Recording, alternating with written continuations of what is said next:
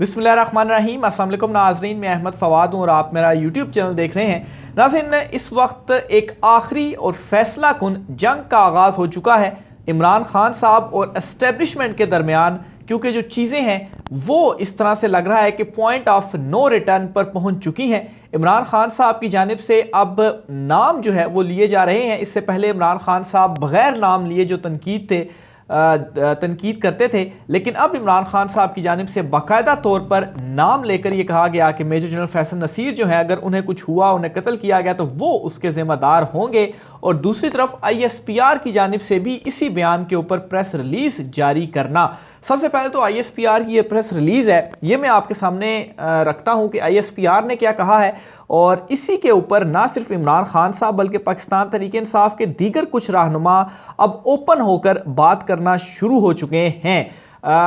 ISPR की जो press release है, पहले ये सुन लें। ISPR ने यह कहा है कि इमरान खान के मन घरट और बदनीयती पर मबनी इल्ज़ामात काबिल मुज़म्मत और नाकाबिल कबूल हैं।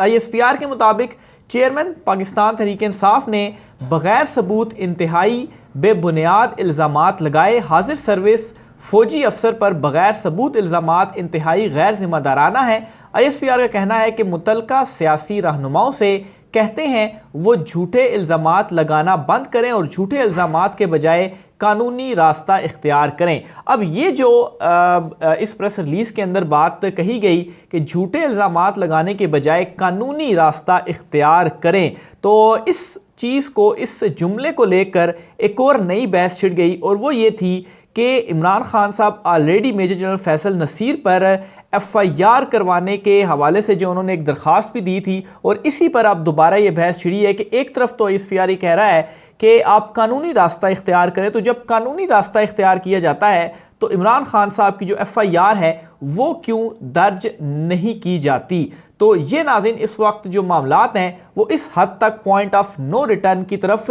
चले गए हैं। अब इसी मामले के ऊपर फवाद चौधरी जो कि पाकिस्तान तहरीक इंसाफ के रहनुमा हैं, वो भी एक ट्वीट करते हैं। और ट्वीट करते हुए वो क्या लिखते हैं, फवाद चौधरी साहब का ये कहना है कि ISPR ने हैरान कुन प्रेस रिलीज़ जारी की है। अगर इमरान खान समझते हैं कि इन पर कातलाना हमले में कोई ऑफिसर मुलविस है तो आज़ादाना और शफाफ तहकीकात के ज़रिए इनको मुतमईन किया जाना चाहिए कि ऐसा नहीं है। लेकिन इल्ज़ाम की तहकीकात से इनकार और ऐसी प्रेस रिलीज़ से आप बता रहे हैं कि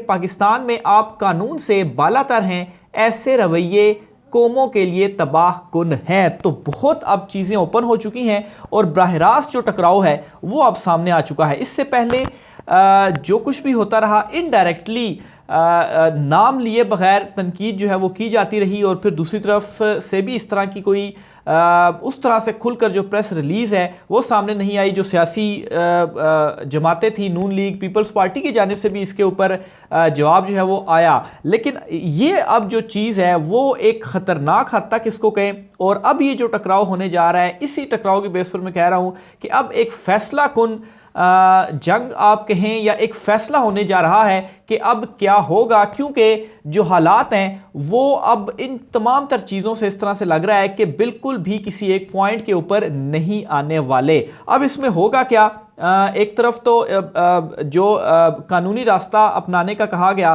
तो इस पर भी बिल्कुल ये सवाल भी बनता है कि इमरान खान साहब ने, उनके ऊपर जब अटैक भी हुआ और उसके बाद इमरान खान साहब ने FIR कटवाने की कोशिश की, उसमें कुछ नाम थे और मुबैना तौर पर उसमें मेजर जनरल फैसल नसीर जो हैं उनका नाम भी मौजूद था।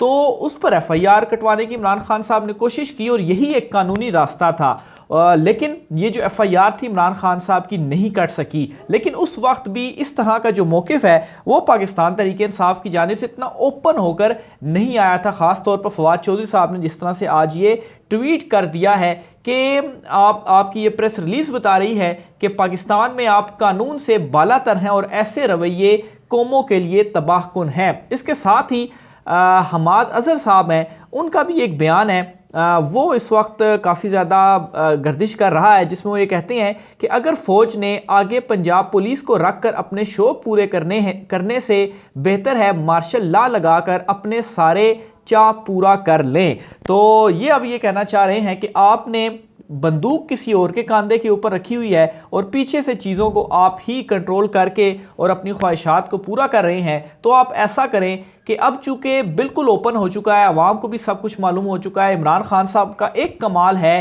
कि उन्होंने तमाम तर सूरत हाल को इतना ज़्यादा वाज़े कर दिया है, इतना ज़्यादा सबको खोल के रख दिया है कि अब आम आवाम भी ये तमाम तर जो बातें हैं वो कर रही है। इससे पहले होता था कि टॉप ऑफिशियल या टॉप लेवल पर जो लोग थे या टॉप क्लास पर जो कुछ लोग थे उनको ये जो मालूमात थी वो हुआ करती थी। आम आदमी जो है वो इन चीज़ों से थोड़ा सा दूर था, लेकिन अब जो सिचुएशन है वो एकदम बदली है। हमाद अज़हर और फवाद चौधरी का ये जो बयान है ये बहुत ही मानी खेज़ है। अब मैं आता हूँ, थोड़ा सा तारुफ करवाता चलूँ कि मेजर जनरल फैसल नसीर जो हैं वो असल में हैं कौन और ये सारा जो मामला है, ये जो क्लैश है वो किस तरीके से हुआ। तो ये एक जो रिपोर्ट है वो मैं आपके सामने रखता हूँ, आपको पढ़कर सुनाता हूँ कि मेजर जनरल फैसल नसीर कौन है। मेजर जनरल फैसल नसीर अगस्त 2022 में पाकिस्तान की खुफिया एजेंसी ISI में इंटरनल विंग के सरबराह तैनात हुए। इंटरनल विंग को आमतौर पर पॉलिटिकल विंग भी करार दिया जाता है और इसे उर्फ़ आम में सिर्फ सी भी कहा जाता है और इसके सरबराह DGC के तौर पर जाने जाते हैं। मेजर जनरल फैसल नसीर इस वक्त ISI में DGC के तौर पर काम कर रहे हैं और इस ओहदे पर तैनात होने वाले फौजी अफसरान माजी में भी तनकीद की जद में आ चुके हैं। ISI के साबिक सरबराह लेफ्टिनेंट जनरल फैज़ हमीद भी बतौर मेजर जनरल इसी ओहदे पर तैनात थे और इन्हें भी मुस्लिम लीग नून की जानिब से सियासी इंजीनियरिंग के इल्ज़ामात का सामना करना पड़ा था। इसके बाद मेजर जनरल इरफान मलिक पर भी मुस्लिम लीग नून की चीफ ऑर्गेनाइजर मरियम नवाज़ ने सियासी इंजीनियरिंग में मुलविस होने का इल्ज़ाम आयद किया था। अच्छा, मेजर जनरल इरफान मलिक जो हैं, जब मरियम नवाज़ ने ये इल्ज़ाम लगाया था तो फिर इनको चेंज भी कर दिया गया था अपने ओहदे से। अच्छा, इसके अलावा साबिक DG ISI general retire Zaheerul Islam भी DGC के तौर पर काम कर चुके हैं। Major general Faisal Naseer Punjab regiment से कमीशन हासिल करके पाक फ़ौज का हिस्सा बने। उन्होंने अपने करियर का आगाज़ ज़्यादातर मिलिट्री इंटेलिजेंस में ही गुजारा और मुतअद्दिद इंटेलिजेंस बेस्ड ऑपरेशन का हिस्सा रहे। वो अपने कैरियर के दौरान बलूचिस्तान और सिंध में इंटेलिजेंस बेस्ड ऑपरेशंस के लिए भी शोहरत रखते हैं।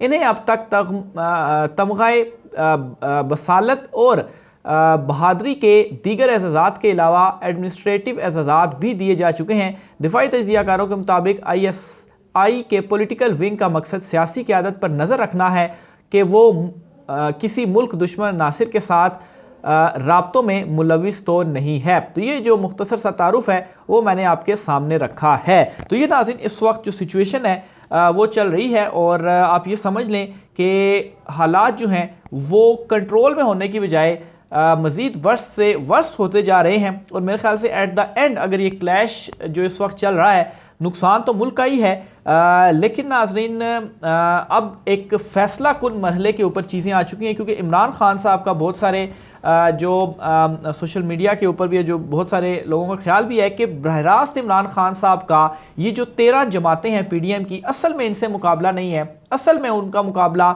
उन ताकतवरों से है जो कि इनके पीछे खड़े हैं और अगर वो इनके पीछे से हट जाएं तो हुकूमत तो बिल्कुल ढेर है इमरान खान के आगे। राय का साथ कीजिएगा। आज की व्लॉग से मुझे इजाज़त दीजिए। अल्लाह हाफिज़।